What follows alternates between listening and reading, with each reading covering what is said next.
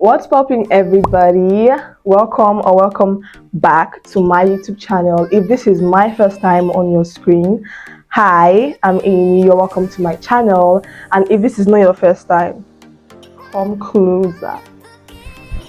Hi, you're an OG. Thank you so much for coming back to my channel. Thank you so much for clicking on this video. So today we are going to be doing something a bit different because whenever I am seated, it means you're gonna get a sit down video, and today is gonna be story time, and I'm going to be telling you about that one time I tried to be a video vixen. So without further ado, let's get into the video.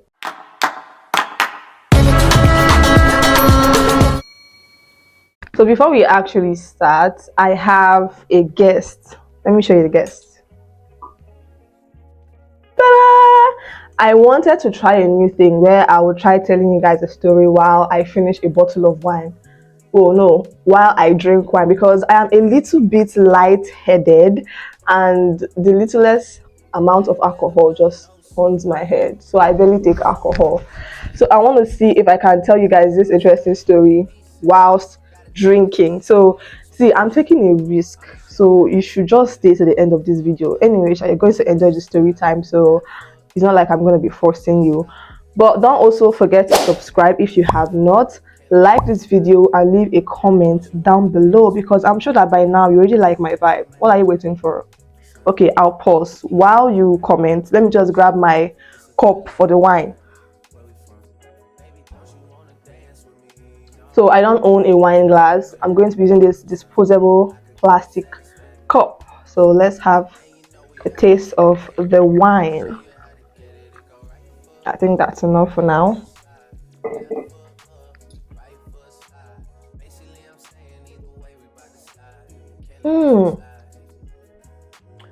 Wow, I'm actually in trouble.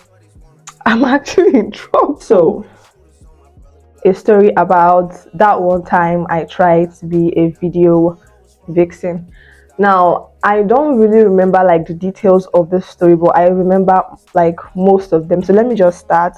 I think this happened 2019 when I was in my second year of university, and there was a point in my life where I thought that I wanted to be a model, like where I was really into modeling. But looking back at it now, I realized that okay, I was not. I was just actually being pressured because when you're a tall girl, I would say in Nigeria, but I feel like most tall girls get this. Like when you're a tall girl, they'll be like, "Oh my God, you're so tall. Are you into basketball or are you doing modeling?" I'll be like, "No." They'll be like, "You're wasting your height." Like, bro, there's more to me than my height. You get? So I feel like I had to just choose modeling because me and basketball, me and sports, miss me with that. Like that cannot be me. So I chose modeling. Oof. My eyes are already turning me actually. So I was home alone one fateful afternoon, and a friend of mine called me. Okay, scratch that. Let me just go back to the beginning. While I was searching for how I was going to do this whole modeling thing in Enugu, so I think a scout found me in my class, and then I joined an agency, which I will not be mentioning the name of the agency. And I made like a few friends, but there's this one girl that I took her number. We would talk. I would say her name, but I don't think she would want me to say her name, so I'll just keep that. So like I collected this girl's number and we used to talk. I'll be like, how far? Oh, if there is any modeling job, let me know, link me up. Because I want to start making money. I cannot just be a model just for mouth. Like it has to show. I have to be getting paid because I was already going for training in the agency. I was learning how to catwalk and all those stuff. Like I was also doing my research on YouTube, on TikTok, on Instagram. I followed like top models online on Instagram, like Bella Hadid, Gigi Hadid, and co. So I really wanted to do this modeling thing. I was like, okay, let me start going for jobs. Let me not just be referring to myself as a model and not actually have a thing to show for it. Oh yeah, now. So one day the girl called me and she was like, "Hey, how far that somebody is looking for video vixens for a music video that they've already booked her. They're looking for one more girl." I was like, I'm interested though. So I now told her that she should just tell the guy that I would be meeting them wherever they are. So I called my mom because at the time I told her about this whole modeling thing and she supported me actually. But my dad did not know, obviously, because he would obviously be against it. Now, Nigerian dads and their wahala. Like they'll say that modeling is going to be like prostitution, but let's not even get into that. So I called my mom, explained to her, told her, see what happened. Though I don't know when I'm going to be back, but I will try to be back on time. Mind you, I did not ask the girl how much they will pay us, the accommodation stuff. Like basically, I did not ask the girl anything. I just wanted exposure. Me, like I think I was even naive then because right now, if you book me for a job, I'll ask you how much accommodation, like how the stuff is gonna be, but that's by the way. So I called the girl and told her to give me her location. I went there, I met her and another girl, and then the man that was booking people. I was like, okay, this man is looking somehow, but let's just manage. So we greeted, I told him my name, he told me his name, and then we all, like four of us, boarded a keke to the location. Now, this is where the wahala starts because, like, I live in Enugu and I've been in Enugu all my life, but I don't know the places in Enugu. Like, I've always been a homebody. Like, my parents wouldn't let me go out when I was little, so that's why up till now I don't even like going out. So they were just taking me to a place. The keke was just entering one narrow street, like it was as if we were in a village heading to a bush, and the road was not good, and the road was lonely and quiet, and I was scared. I was like, Jesus Christ, would they rape us? Would they use us to do ritual? Like all those kind of stuff. Like I was so scared that something was gonna happen to me. Eventually I prayed to God in my mind. I was like, God, I beg, I don't want it to happen to me. I know I want to do this modeling thing, but please just guide me, protect me. I don't want my first experience to be shit. But eventually we reached to the place, and the place wasn't that bad. It was actually like a big place. I don't know the name of the place, neither do I know the way to the place. So, excuse me, we got there and I met a few people that were shooting a movie, which was, I think that was around 2 in the afternoon that we got there. So I met people shooting a movie, and then as we walked into the place, the director was looking at like 3 of us, that is the girls, some kind of weird way. I now told my friend, how far? I don't like how this guy's looking at us. He's like, oh, leave them. That's how they used to behave. I said, okay. So we got to the hall where we will be shooting the music video. Mind you, I did not know the guy that was like, I didn't know the musician, I did not know the producer, like I did not know anything. I did not know anybody. The only person I knew there was my friend, and we are not even that close, just like modeling friend, that kind of stuff. Like I didn't know the girl, I didn't know anybody. I was in a strange environment, and it was scary. Like I took a risk. For someone like me that doesn't really take risk, I took risks that night, that day actually. So moving on, when we entered the hall, it was actually just a hall. It was not beautiful. We didn't really have things inside there, just like a bench where we sat down, and we stayed in that place till like, I don't know, we arrived there at 2. We stayed there till like 4. Nobody showed up, no producer, no director, no equipment, no musician. Just the guy, the director was just looking at us, the one that was directing the movie that they were shooting when we walked in. So he came in maybe to toast us, like hoping to get our numbers and stuff. So when he came in, like he was approaching I and the girls, I had to move away because I was already uncomfortable knowing that his move was okay to toast us and then collect our numbers. Smart girl. So I left the area, but this guy followed me, and then he tried to like discuss with me, have conversations with me. I was like, I'm not going to give you my number, because he actually asked for my number. I was like, why? I will not bite you. I'm not scared. That is what this Igbo man used to say. Oh, I will not bite you. I'm not a stranger. We can just get to know each other. I would like to see you again. All those rubbish that they talk. Then I'm still not going to give you my number. So he tried to like convince me, and was just wasting my time. And then I eventually gave him my number. So I made sure that he called me on the spot just so I could know his number and then block him, because I wouldn't want someone to be disturbing me. I don't really like phone calls anyway, so I know that was what he was going to do. So I made sure he called me, then I told him I was going to save his number, and then I blocked him. Then we stayed for like a few more hours. We still did not see any production, whatever. We did not see any camera, no nothing. I think it was around 8 that everyone started arriving, and I had not eaten. I was thirsty. There was no place to buy food nor water. They did not provide anything, nothing for us, which was annoying because you just called us to be video vixens for your music video, but you didn't provide anything for us. And We didn't even discuss the price. Okay, maybe that one was my fault for not asking, but I just wanted exposure, and that's what I got. So around 8, like I said, they came, and the musician, I think he arrived, I think around after 8 to 9. And I walked outside, I saw the dancers of the music video, and then I saw the main girl that they will be using for the video. She was just doing her makeup, they were like doing her makeup, professionals came, she was changing outfits, and then the stylist came to meet us, the girls, to check if we brought like the clothes that they would need in the music video. I know myself, I brought fire outfits, and he agreed that I bought fire outfits. So he approved our outfit. So I went out to explore. Let me just see how the behind the scenes of a music video used to be like. So I went outside, I met a few dancers, I was just like liking the vibe. And I went to where the girl, like the main video vixen girl was. And I was like, why did they even book us if they have her? Because I was thinking that I would just be like the main girls, I'll just be walking around the video looking fine and sexy. But I was like, you know what, let me not even, don't worry about that. Don't worry about it. Just do the one that you can do. Just do the one that you came here to do. Okay. So around 9, when they started filming, like they started shooting the video, just the first parts of the video, my father started calling me. Well, let me take some wine first before I sit outside, because I think that my eyes are turning me because okay, let's see how long I stay.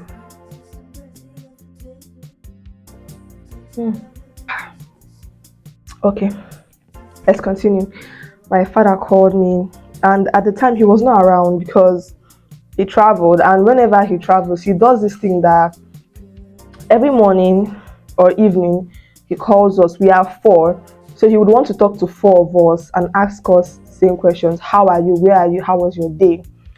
So I'm guessing that he must have called like one of my siblings at home, and they said I was sleeping, and that was like maybe around like evening time, let me just say around 4, and then maybe he agreed.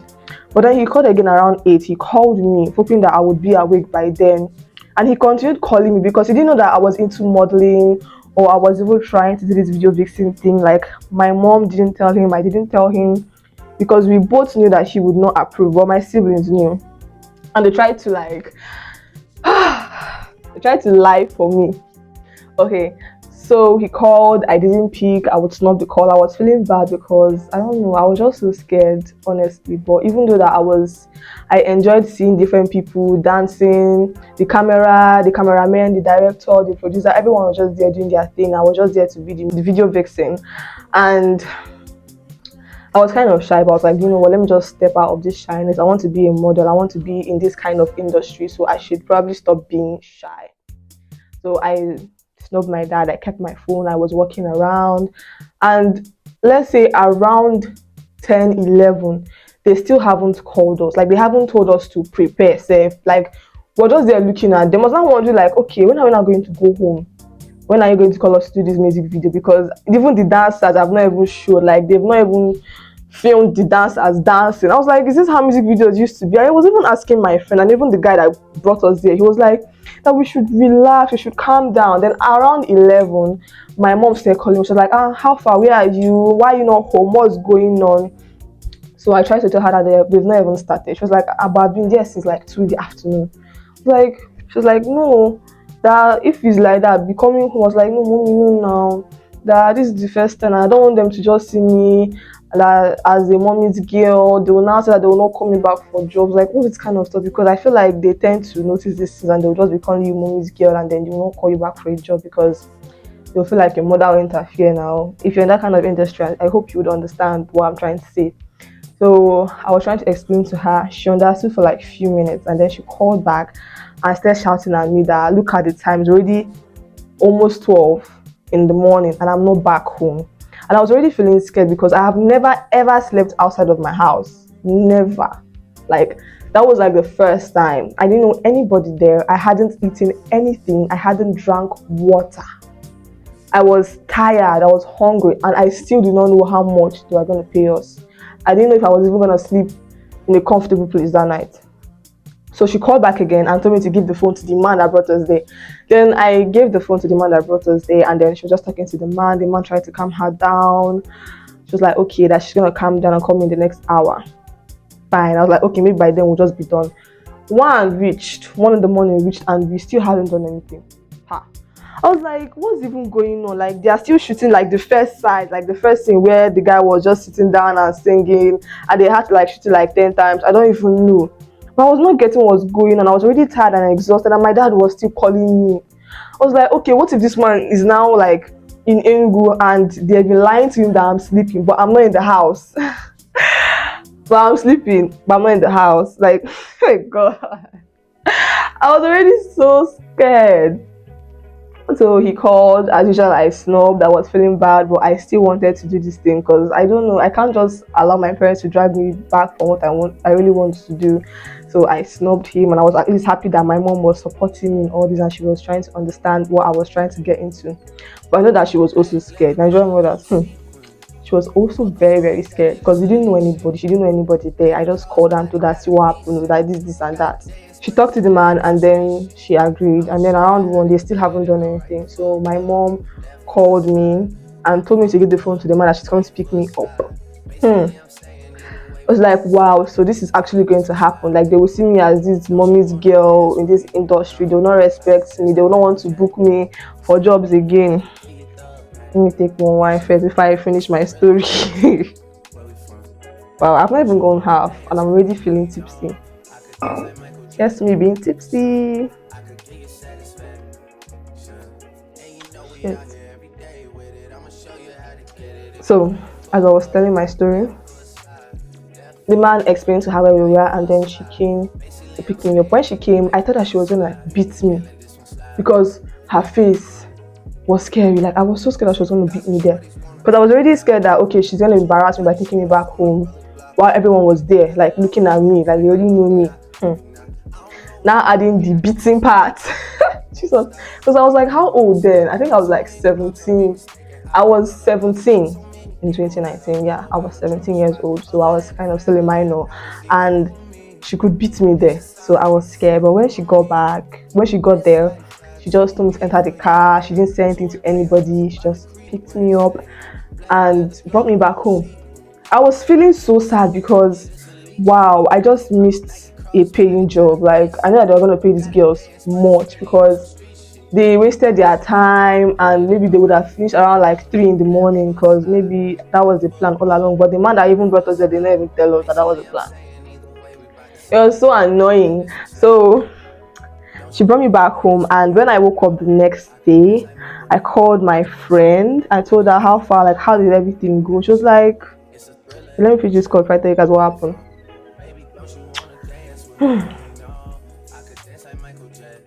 So she was like, that if I see what happened there, that number one, they finished very, very late. Number two, they slept in the hall. Yes, they slept in the hall. And mind you, like, how do I even describe this hall? It was just like bare concrete. It wasn't painted. It wasn't nice. The windows were bad. So I'm sure that either cold or mosquito must have finished them. They left them in the hall to sleep. They finished late, so they could not really find where they would go to. And besides, like, wherever we were was very, very far. So they wouldn't have even made it home that night unless they wanted to be kidnapped, you get. So they slept there that night, and then I was like, okay, but at least I'll pay you guys enough money. They were like, okay, then let them tell me how much that they made that night. You know how much they made? Okay, let me just see it small. They paid them 2,000 naira. They paid them 2 flipping K for all that nonsense. We were there by 2 o'clock in the afternoon, and they left around 3. So imagine if I stayed there, suffered all those things with my empty stomach. I'm supposed to be dancing in the music video. I'm smiling without even drinking water. And after everything, not even giving me accommodation, you left me in the hall to sleep, and then you pay me 2K. For what? I was like, what? 2K? I was so sad for them because, wow, I know what we went through when we were there. Just 2K. I was like, nah, this video vixen thing not to make sense. Like, it doesn't make any sense. Maybe like there's some girls that make more, or maybe it's because we are still upcoming. I don't know. But the 2K did not make any sense. Like, it was too small. Like, it was the bare minimum for what we went through there, because there were other people there, like other people. I felt so bad for them. I was also super, like, very, very happy that my mom came to pick me up, because I would just be so sad that after everything is 2K. My mom said we even vexed for me that so after everything is just 2K. I think that made me to be like, okay, no, this video vixen thing is not for me, because I don't know a girl in her normal senses that will experience that, or that will almost experience that and still want to be a video vixen. Like, wow, why? Like, if it was you, if you were in my shoes, would you still go for another job? Like, let me know in the comment section, because I don't think I would. If I did not, I gave up on video vixen and whatever. And I think at some point I just gave up on modeling. I just wanted to pursue my content creation career, because I felt like that was more me, like it was calling me. That's what God wants me to do. So here I am doing my YouTube for myself, because I cannot do modeling. I cannot go through all the stress for them to pay me 2K. You see all these models, like all these upcoming models, you think they're paying them? No, there isn't exposure to pay them. Or they'll just dash them small clothes, like small. They will not even dash you clothes. Like, even all this like fashion week that they used to do in Lagos, you think that is a big thing. Sometimes they don't even pay these models. Like, some models are broke. It's like, it's just the name that maybe will elevate you, but some models are broke. They used to suffer. A soft baby girl like me, that can be my lifestyle. Like, I could model for like a brand, but to actually be a model, hell no. Like, you can miss me. You can very much miss me with that, like, no, never. So we have come to the end of this video. I had fun telling you guys this story. I don't think I've told anyone this particular experiences. Let me know if you would like more story time from me, because sometimes crazy things happen to me and I won't really know who to share it with, or I'll just like give the short story to someone. But I won't mind setting up my camera and sitting down and telling you guys the story. So don't forget to leave 3 white hearts down in the comment section for me, just so I know that you stayed up to the end of the video. And also let me know what you think about this video. Let me know what you think about video vixen, modeling industry, basically anything that has to do with the modeling industry. Just let me know what you think down below. And if you've had an experience like mine or similar to mine, let me know in the comment section, because I would love to hear all about it. Thank you so much for clicking on my video, and I will see you in my next one. I love you, and bye.